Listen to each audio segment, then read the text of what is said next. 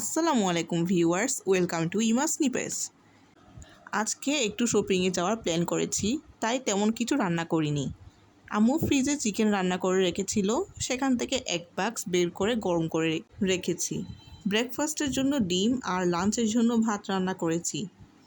আপনারা জানেন আমাদের বাসায় কাঁচামরিচের তরকারি খাই, তাই কাঁচামরিচ সিদ্ধ করতে দিলাম ব্লেন্ড করে ফ্রিজে রাখার জন্য।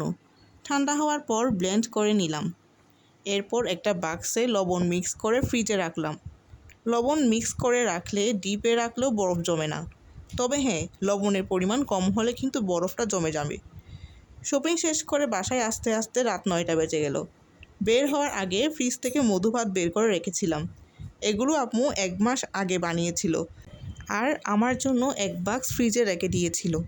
আম্মু ওরকমই কিছু বানালে আমার জন্য আলাদা করে ফ্রিজে রেখে দেয়, যাতে আমি আসলে খেতে পারি। আম্মুর হাতের মধুভাত জাস্ট ওয়াও, টায়ার্ডনেস একদম কেটে গেল। এরপর এক সাইডে পানি ফুটতে দিলাম আর দুধ সিদ্ধ করে নিলাম। রাতে দুধ খেয়ে ঘুমালে ঘুমটা ভালো হয়। ভিউয়ার্স, আজকের ভিডিওটা এইটুকুই। ভালো লাগলে লাইক, কমেন্ট অ্যান্ড শেয়ার করে দিবেন। আল্লাহ হাফেজ।